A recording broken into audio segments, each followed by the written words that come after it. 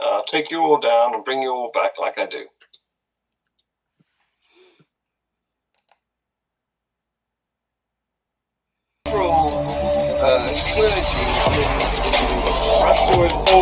Was the Pope appealing for peace, or was he praying for peace?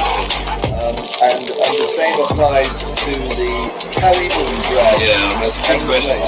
So what do you have to say about that, guys?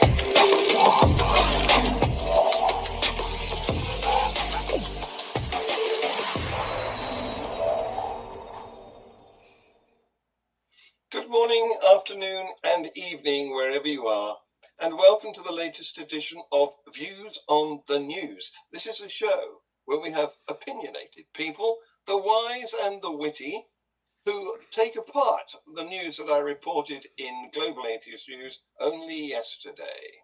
And today we have back joining us from his jaunts around Europe, Bryce Cornell. Welcome, Bryce. Thank you. Good to be back. Good to be here. And we have Guy Otten from Manchester. Hello again. Thank you for coming. And Dred Higgs from the Great White North of Canada. Arr! So welcome, guys. I think we have an apology too, because David would be here, but he's got family matters to deal with, and I think Tess here is also otherwise occupied. But we all have lives, so that's perfectly all right. Okay, going into the news. I'm sure you are familiar with the name T.B. Joshua. It was the founder of one of the world's biggest Christian evangelical churches until he died in 2021. And his church, the Synagogue Church of All Nations, SCOAN for short, has been exposed by a BBC documentary for all sorts of atrocities. Just listen. He's committed physical violence and torture, personally, this is by him, including child abuse and people being whipped and chained. Numerous women say they were sexually assaulted by him, with a number claiming they were repeatedly raped for years. There were multiple allegations of forced abortions inside this church following the rapes, and one woman says she had 5 terminations.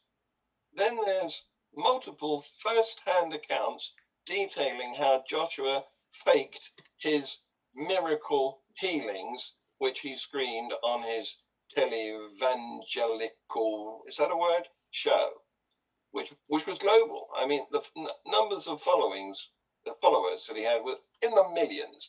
Unbelievable.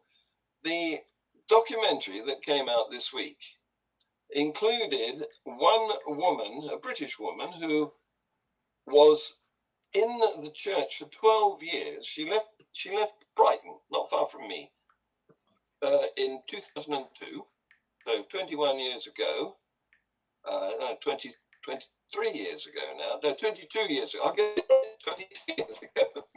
And she was 21 when she left Brighton. She was at the university there, or one of the universities there, and she became his disciple. But she's now back in this country, and she's spilling the beans. And I thoroughly recommend you to watch this documentary if you get a chance. It's on iPlayer, but it's bound to be ripped to YouTube as soon as anybody gets a chance. So, guys, give me your opinions of what that all means. Well, it's rather similar to another thing that I posted to you, John, here just earlier this morning. Another case in the United States, this time going, heading up against Scientology, and that actor Danny Masterson, who was from that 70s show. Same stuff, where the leadership, of course, are all engaged in these heinous crimes, and the church is, of course, covering it all up for their own personal benefit. It's outrageous how rampant this stuff is. Yeah. It is rampant, isn't it? And there's also the story about the building, which it was designed for so many stories, and he kept telling them to put extra stories on top.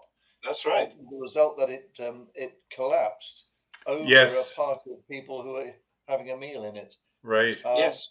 Well, what's interesting, one of the things that I've noticed about this, and I think it applies to quite a few other of these mega churches and evangelicals, is that they seem to have such a following that they have sort of ultimate, unquestioned power. And I think Yes. there's a power issue here. Mm.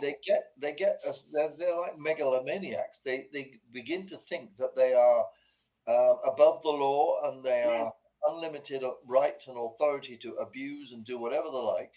Yeah. They get found out. I would love to see some research as to what percentage of these people are found out, But because it happens all the time. yeah, isn't Yeah. it though something you might actually expect, given that people are hold a belief in an Yeah, all-powerful tyrant already? Like, yeah, absolutely. isn't it Yeah, just a natural extension of that failed epistemology? Yeah. exactly. Yeah, Mm. I think one of the things about the clergyship is that it offers a certain level of insulation and protection Yeah. against accusations and even suspicion by virtue of what it stands for. Mm. And I think that people get into these positions and realize that because of the influence they have with guiding people's spiritual hopes in whatever afterlife, yeah, the financial control that they have, Yeah. the authority that they have in the body that they're in, they feel like they're invincible. And yeah. it's not unreasonable to suspect that some people go into the clergyship in these different religions because they are predators and they can get away with it. Mm-hmm. Yeah. Yeah. Yeah, I think some of them Well, are psychopaths. it actually turns into a grist mill, right? Because you may go in with good intentions or you may go in with bad intentions, but once you're through the mill, you're all the same, right? It's just Mm. you can't sustain a position in it unless you're part of the game. Have you guys seen that movie, The Three Billboards in something, Missouri? It was a really good movie that came out a couple years Yeah, ago. Won an Oscar, I think. yeah. The three But billboards. Yeah, there's one conversation. The lead actress there, she has a conversation with a priest in her home, and equating the Catholic Church and priesthood to the Bloods and the Crips, the gangs in New York. And if you haven't seen it, check it out. It's a good I short remember spot, that film. but it really tells the story of how, once you get in the gang, you're part of the gang. Mm. Mm. Yeah. Don't get in. That's my advice. Yeah. Exactly. So people in, I think the government, or certainly some of the politicians in, this is in Nigeria, of course, have been defending TB Joshua.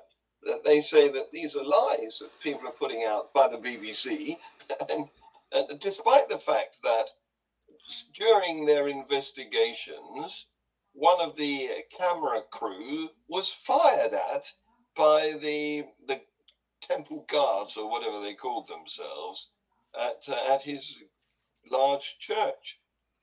Yeah. Guy Very same mentioned- thing is happening with Scientology, right? They're just Yes, deny. Yeah. Mm. Guy mentioned a little while ago about how these people think that they're above the law, but in many cases that turns out to be the case, at least in practice. They're treated as though they are, not by just the members of the congregation or themselves, but outside agencies as well. They're inclined not to believe that these people could be predatory because of their role, and so they kind of are above the law in most cases, it seems. Yeah. Yes, yes. Well, there you go. I think it's horrifying, and I'm glad he's dead, to be honest. I mean, I don't say that about many people, but the world is well rid of him. Yes. I am happy that he's dead too, and that's a phrase that I am perfectly comfortable saying about a lot of people. There's this taboo around saying that you shouldn't wish death on anybody, and I think that's BS. There are certain people who the world would clearly be better off if they were Mm, dead, and yeah, and they should be dead. That doesn't mean that I'm advocating people make that happen, but no, if they happen to have cancer or whatever kills them, I can celebrate that. It's not a shame. It's not anything shameful to celebrate the death of horrible people. And I should especially also as like to one point out that presumes. we're I was gonna- sorry. Sorry, I was going to say, especially as one presumes it's their God who gave them the cancer. Yes, yeah. But Dread. when people say you shouldn't wish somebody dead, is implying that you have a power that can help push that along, which I don't believe in, of course. So, Mm, from my point of view, it doesn't matter a whit whether I wish someone dead or not. It doesn't have any impact on the universe. no, no, we don't I have agree. those powers, No. and thank heaven. So, take a look at social media, which has really upturned society, culture, because it's such a new and undeveloped medium. And in this country, in the UK, the Counter-Terrorism Internet Referral Unit, a police unit, reports that there has been a 12-fold increase in hateful social media content.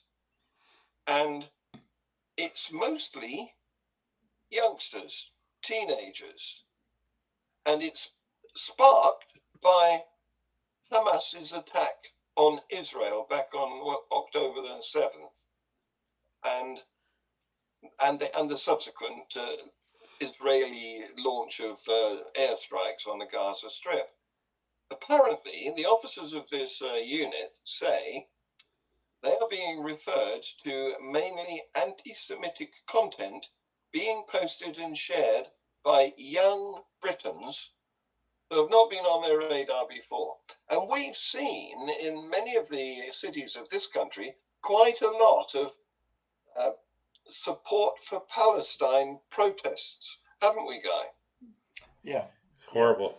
I mean, I mean, I support Palestine in the sense that I want to see them free of the violence and the terrorism that they're living under. I want to see them flourish in peace alongside Israel. I don't think that's a problem. But what is the problem is that the pro-Palestinian movement has attracted anti-Semitic bigoted elements. Yes, That's the worry. yes, yes. Yeah. And actually, today I see in the news that there was a pro-Israel gathering. I'm not going to call Yeah, it a protest, an assembly yeah, in Trafalgar Square, yeah. where Because it's the 100 thousands. days. Yeah, Yes, yes, to celebrate, to commemorate. Celebrate's the wrong word. yeah. Yes, It's also the Holocaust Memorial Day.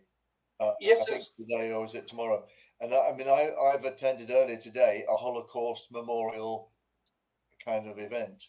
yes, Um, yes, I think it's important not to conflate pro-Palestinian sentiment with anti-Semitism, and I think it's a very easy trap to fall yeah, into. absolutely. The media does its fair share to kind of feed that narrative as well, which is unfortunate.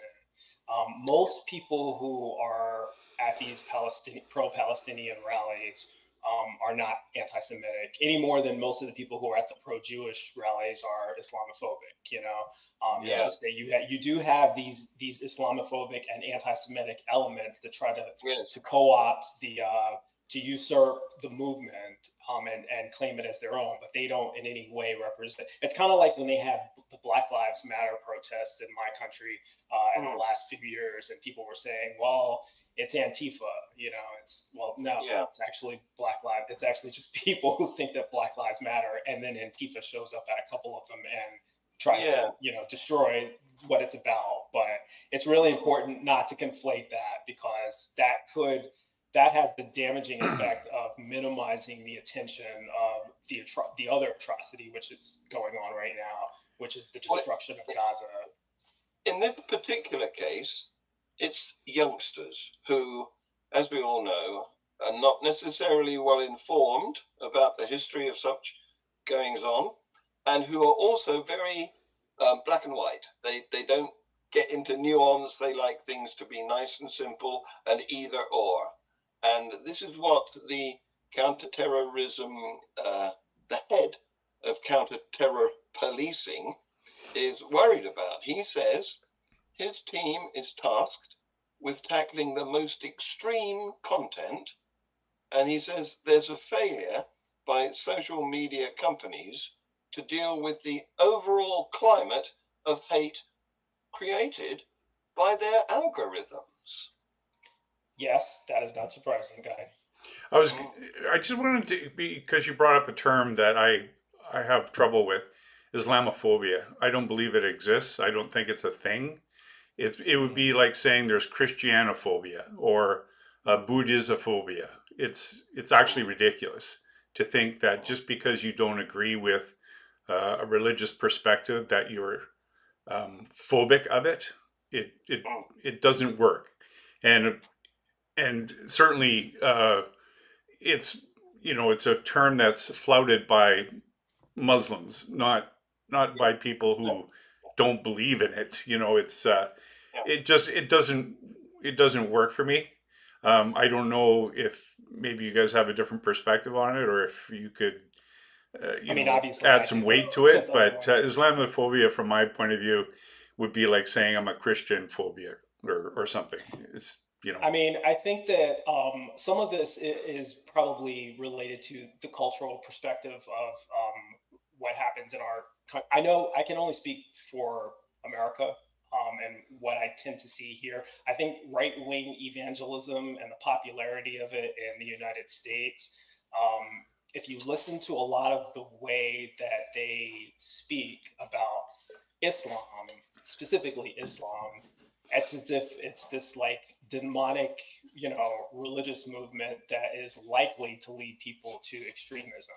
They absolutely do fear it, and they treat Muslims as though they are beneath them morally, spiritually, and in all kinds of other ways. And they have ideas. When Barack Obama was elected president of this country, there was it was very popular to try to characterize him as a Muslim. And then that's it, as if that was the evil thing that should prevent him from being the president. No other context besides the fact that, he might be a Muslim. I don't know what to call that other than Islamophobia, And by the way, he's not. That was just a matter of convenience, but it was ignorance. Well, he was black. Wouldn't it be just as legitimate to say it's otherism? It's the other team, and whoever's a part of the other team is not a part of my team, and it doesn't matter. Exactly. You just throw a label on tribalism. them. Exactly. Again, it's the same with Judaism. If you're a hard right Christian, man, the Jews killed your God, right? And you hate them all equally, right? That's what they kind of do. The Christians really quickly in my country pretend to be pro-Israel and pro-Jewish because that's a part of their theology. The coming of the end in Christianity all relates to what happens in Israel. But it does not relate to what happens with Islam anywhere in the world. No.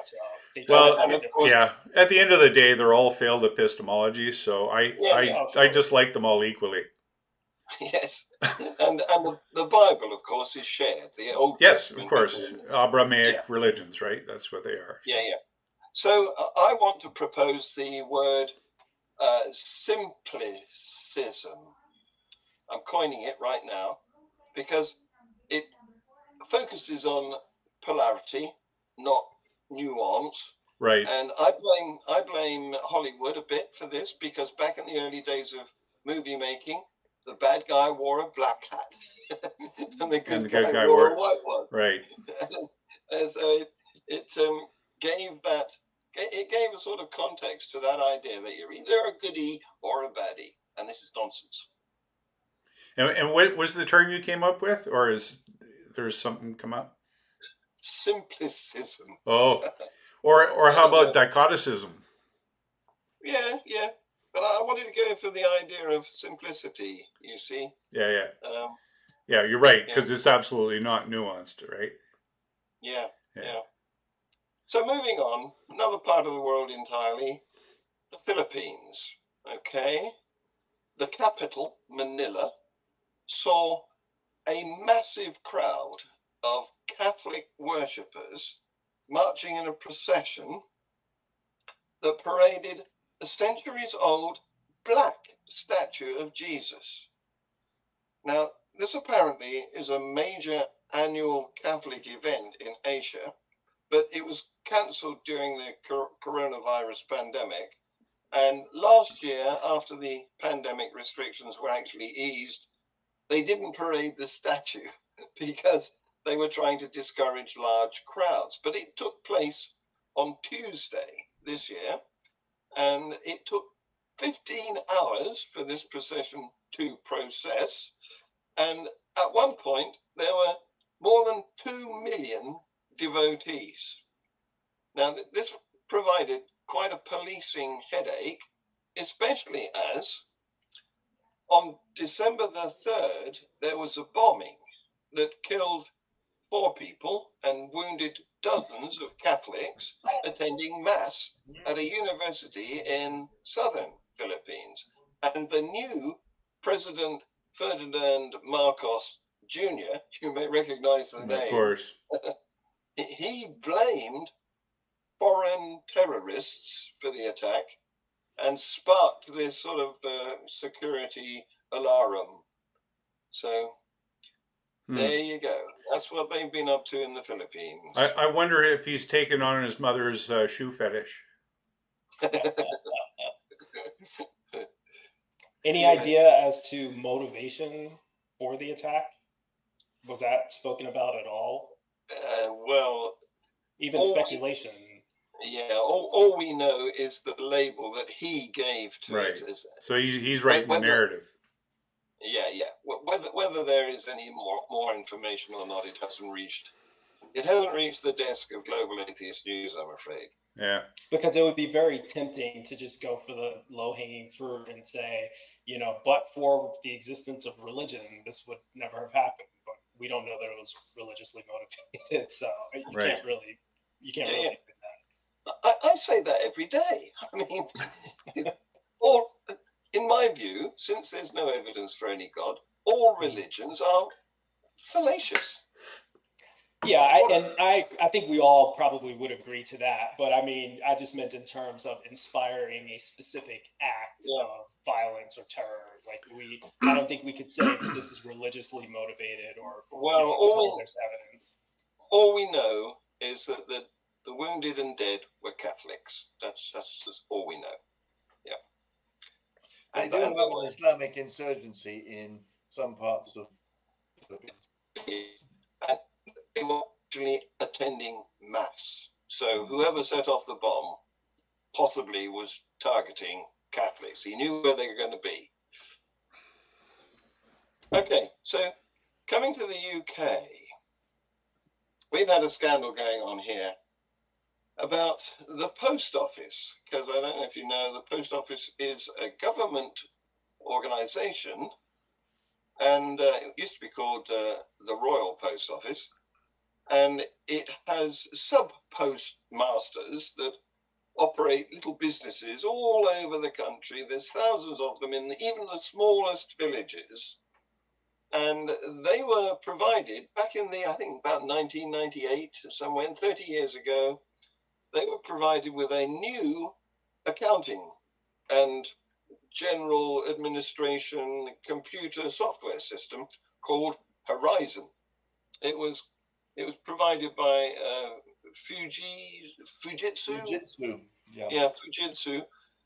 Anyway, this accounting system turned out to be faulty.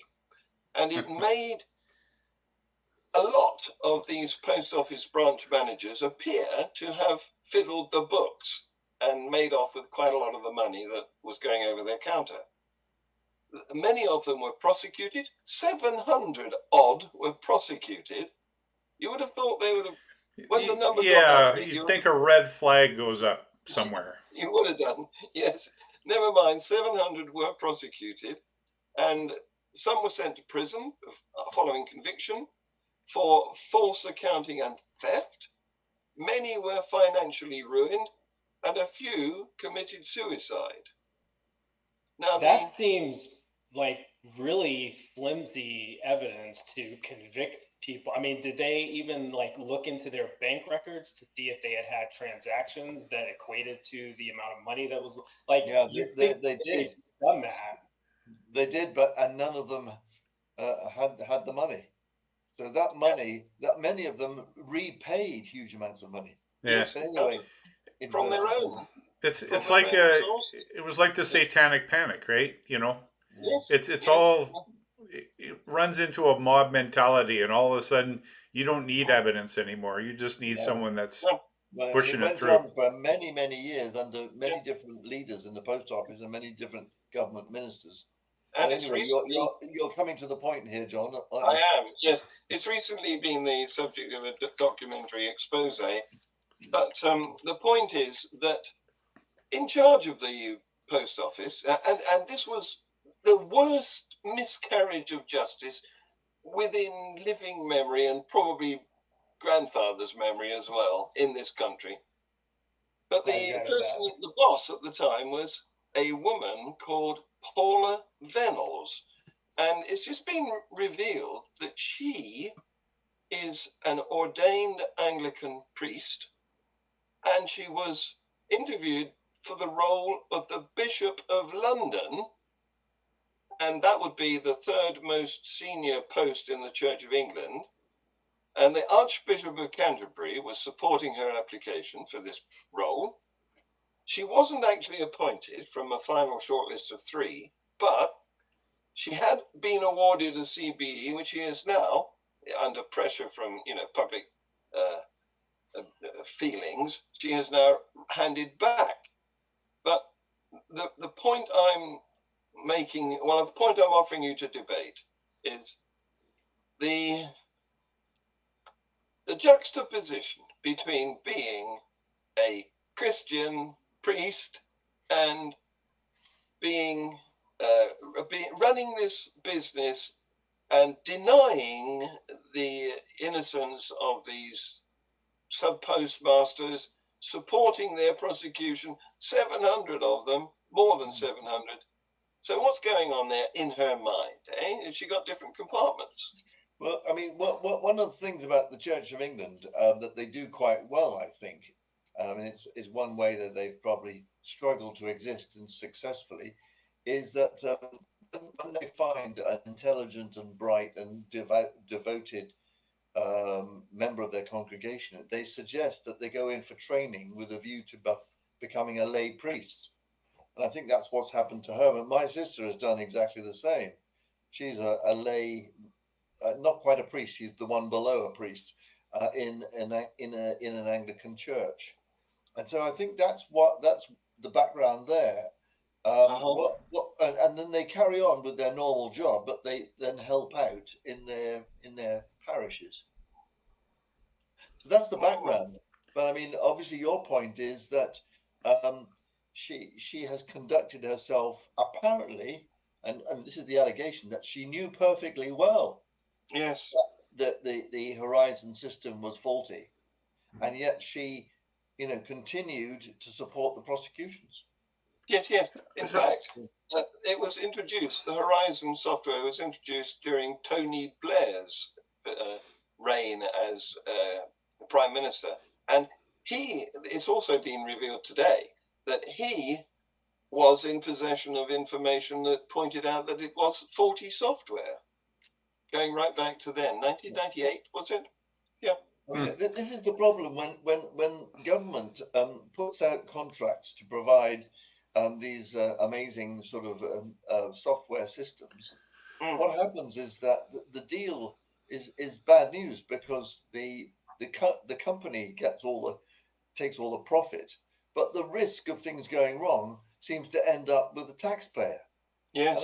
And I think it's just a racket. I think that these things should be done in-house by government computer experts They who used can to get be. it right and not pay themselves massive profits and Mm. bonuses. Well, the other annoying thing here is that the head of the post office and Fujitsu have gone away with lots and lots of money and Yes. bonuses and God knows what else.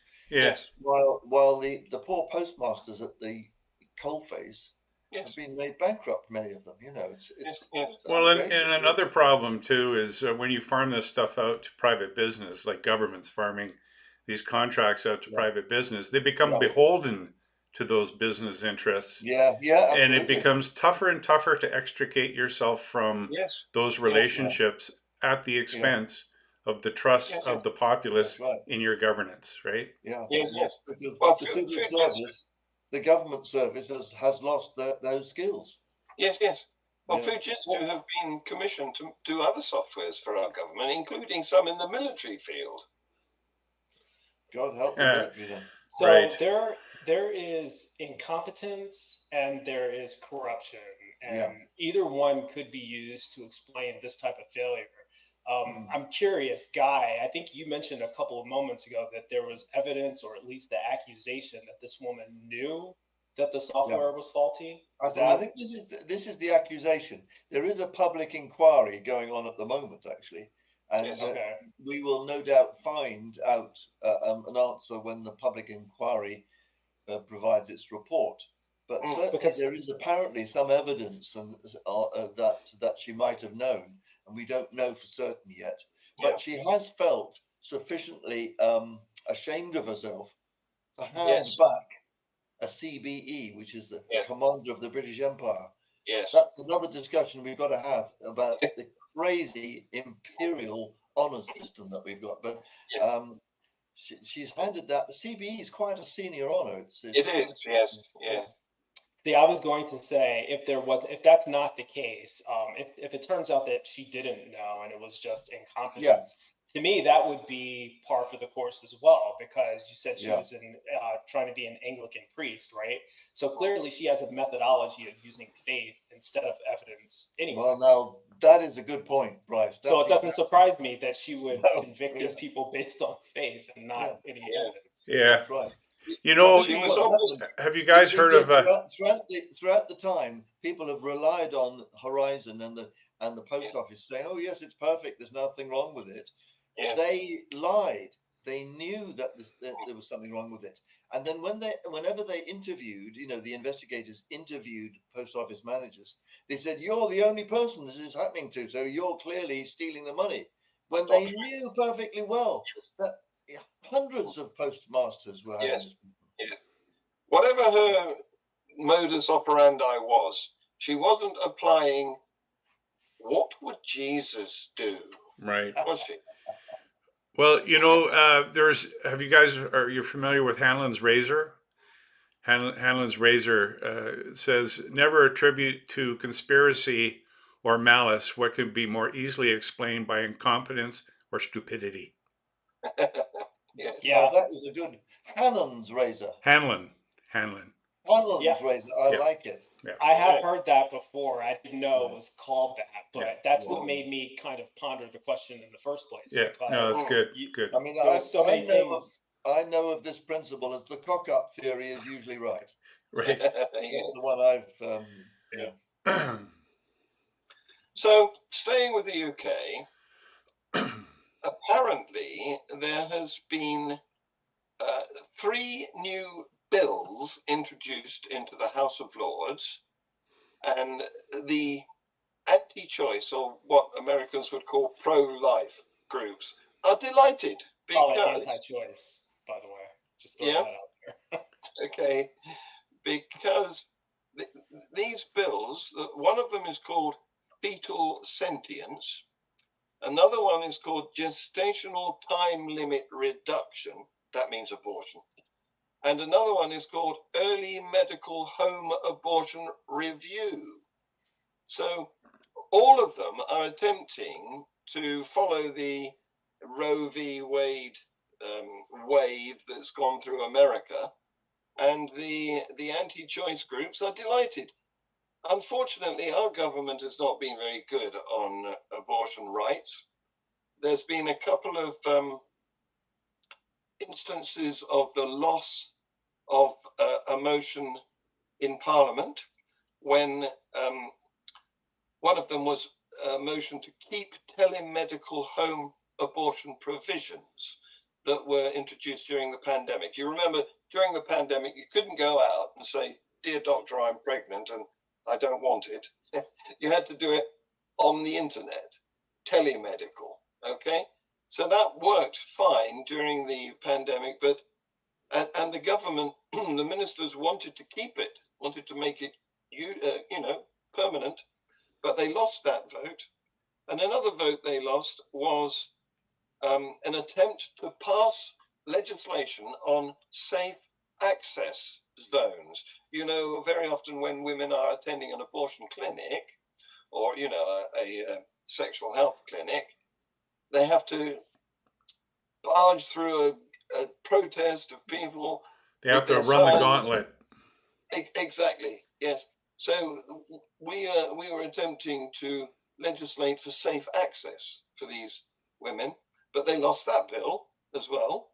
And there's also, believe this or not, worrying signs that the police are increasingly using an 1861 Victorian criminal law on abortion, which still is on the statute book, to investigate women who've had miscarriages or who are suspected of having had terminations outside the framework of the 1967 Abortion Act.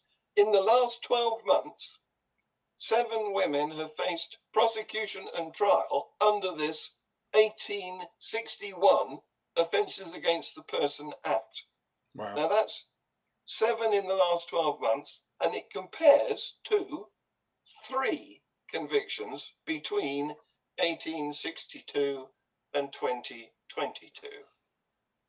Yeah, it does suggest that the police are being infiltrated by these, yes, anti-abortion. I've said this before on other platforms, is that, unfortunately, it's the anti-abortionists who have framed this struggle as pro-choice and pro-life, when in fact it's pro-autonomy and pro-ideology. And if we try to get people to think about it in those terms rather than the ones that the anti-abortionists have selected, we might get a little more gravitas, right? Just a thought. Yeah. I think it's clear. I don't know what the statistics are in the UK, but I suspect they're not too dissimilar from what they are in the US as far as the general populace, how they feel about abortion rights.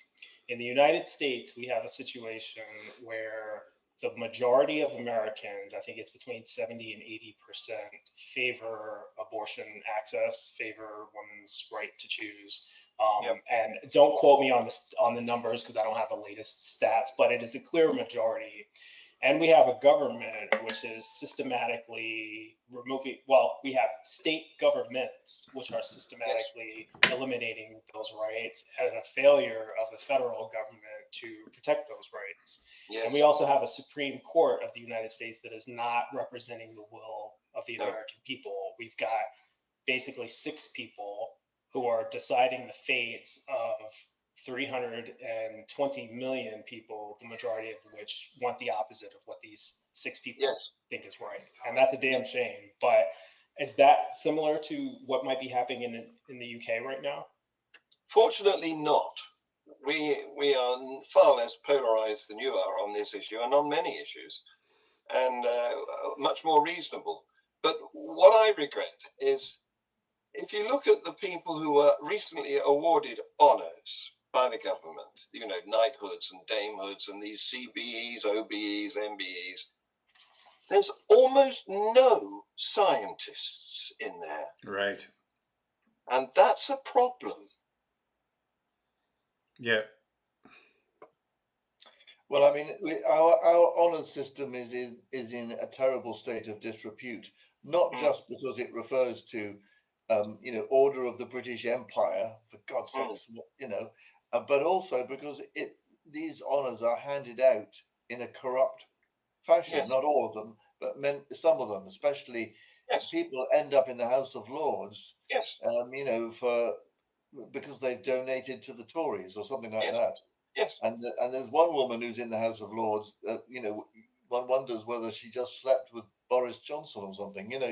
This is the kind of suspicion one has. Yes. Actually, that one didn't get a knighthood. Didn't get a peerage. That one, who I think you're referring to. She's quite cross and is spilling the beans now because she wasn't appointed to the House. Oh yes, so that's another one. Who right. Yes, because she wasn't. That's right. She wasn't made a peer when she thought she'd been promised it. Yes. Oh, for goodness sake! And then she went into a huff. Yes. Yes. But you're right. It is utterly corrupt. Yes, and shameful that we have this in this country in this year. Which is considered more prestigious, the knighthood or winning a Nobel Peace Prize in the UK? Which one would be a considered? Nobel Peace Prize, in my opinion. Yes, it depends who you talk to. There are people who think that the old nobility system has value, but not so many now as there was once. Yeah. Fortunately, yeah. Okay, so staying with the UK, faith schools. Now, this is something else that Tony Blair is responsible for. He introduced, because he didn't want to spend any more money on state education than he could, than he needed to, he introduced academies in which a secondary school, well, actually it started out as secondary, but now it's primary too, is entitled to go into partnership with other organizations who can buy in, hand over some money to the state school, but that gives them power to control certain aspects of it, like curriculum, the syllabus and the entry criteria. And so these things are called, most of them are run by churches, and they're called faith schools. And they are, unfortunately, socially selective. They admit fewer students that are eligible for free school meals. This is one way in which we judge the quality, if you like. No, that's the wrong word, of admissions. The more vulnerable people are enabled to have their children get free meals. But the faith schools don't want them. They want children of rich parents, you see. So they admit fewer students that are eligible for free school meals than they should, given their catchment area. And it's worse if you look at the top performing faith schools. So 19 of the 20 most socially selective schools in England have a religious character. And Catholic schools are the least representative of the population they provide for. Yeah. What do you think of that? Same in Canada. It's the same in Canada. That terminology, faith school, that as you kept saying it over and over again, and I'm just thinking, wow, what a great oxymoron. Yes. Like that's right up there with deafening silence and civil war. Yes. Faith is oxymoron. Faith is the suspension of skepticism, and it's defined in the dictionary as complete trust or confidence in something. Yes. A school is an institution for education. So faith school doesn't work for me. It shouldn't really work for anybody. Quite right. If Tony Blair or Parliament had any sense when they were doing this, even if they wanted to, they didn't want to spend the money for schools, fine. They could have written it in such a way to ensure the requirement for secularism. Yes. just by having that caveat or that piece of language, that clause in the bill, Yes. The organization must adhere to secular Yes. education protocols, and then that would have prevented this problem potentially. Absolutely. But at the time, Tony Blair was deceiving us. He was keeping his religion quiet. And in fact, his chief advisor, Alistair Campbell, thank you. He when they were arranging interviews, he said, "We don't do religion," and that was a taboo subject that the journalists weren't allowed to question about. Subsequently, of course, when Tony Blair ceased to be prime minister, he came out and changed from Anglican to Catholic. Yeah. But he was keeping all of that aspect of himself secret right up until Alistair Campbell was a senior advisor, and he was an atheist, still is, I think. And I think he held back a bit, on Tony Blair. But anyway, I mean, this is an ongoing scandal. The fact that we have faith schools in this country, hopefully we can build up the atheist and humanist movement and secularist movement to the point where we can, get the law changed and get them abolished. Yes. I mean, the reality is that some of them are not as bad as others. And I mean, I'm going to speak at a RE day in a school in Rochdale next month, which is a state school. It's a sort of, I think it's nominally an Anglican faith school, but 80% of the kids are Muslims. But they have a very progressive religious education program where they introduce the kids to a wide range of different religions, so that they understand what they're all about, including humanism, which I will be talking about. Good. So I think good for you, Guy. Keep up the good work, and don't forget Pastafarianism. Yes, please. Finally, guys, I've got some good news for you. I think you'll like this. Maltese Archbishop Charles Cicluna, who has the ear of the Pope. He's a papal ally and an influential prelate at the Vatican. And he says the Catholic Church should reconsider its ban on married priests. If it were up to me, I would revise the requirement that priests have to be celibate, he said. How about that? Well, I think. Go ahead, Guy. Go on, Dred. Just it's interesting that all advancements in the church come after the society in which they live and exist have changed. It's never them leading the charge on change. It's them taking up the rear, literally in some cases. Right. I mean, in the case of the Catholic Church, they're so desperate for priests that they're going to be forced to do this. Sure. And certainly in the Manchester area, where we cannot get priests to come in to the psychiatric units to minister to their own flock. Yes. Because there just aren't any available. Yes. Well, he mentions that, this Archbishop, and he says we should not, according to Cicluna, the decision on married priests should not be motivated solely by the recruitment crisis plaguing the Catholic Church in some areas. Becoming a priest should not be a question. Becoming a priest should be a question of faith, and the rules should not be changed just to try to solve a lack of priests. But, and this is the crux, why should we lose a young man who would have made a fine priest just because he wanted to get married? Mm-hmm. And we did lose good priests just because they chose marriage, he said. Mm-hmm. Go on. Well, I was going to say, I have a controversial opinion about this.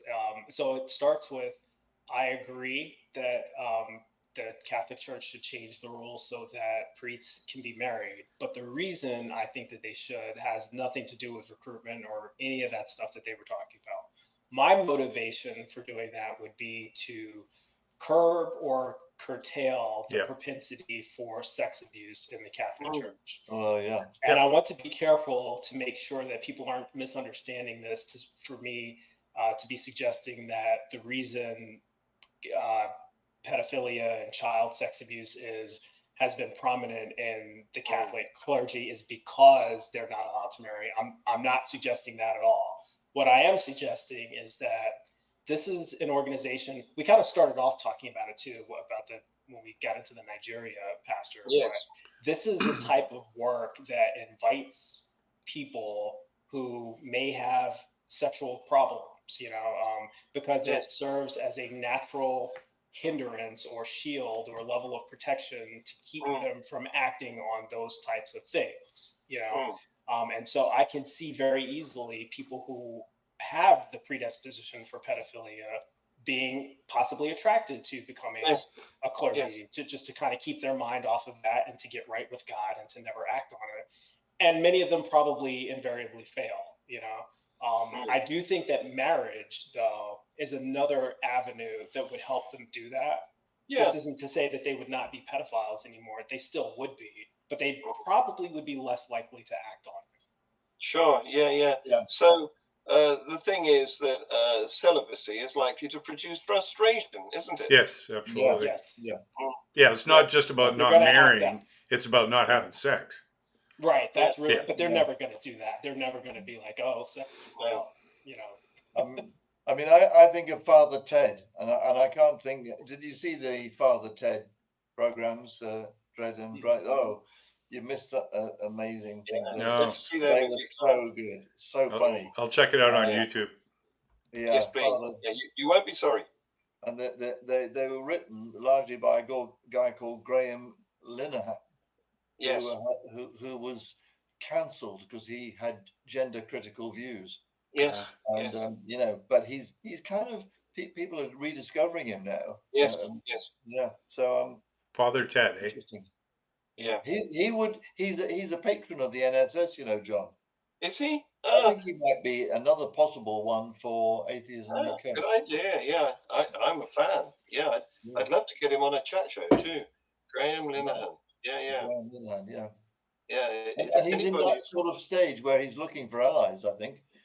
Yes. I did see a little item documentary on him where he was going to do stand-up. That's it. Yeah, he hasn't done for 20 years or so. Yeah. And he was sort of dropped in it when he didn't want to go on stage, but the host hadn't been told, and he introduced him, and he had to perform. Yeah, guys, you've been wonderful. Thank you very much.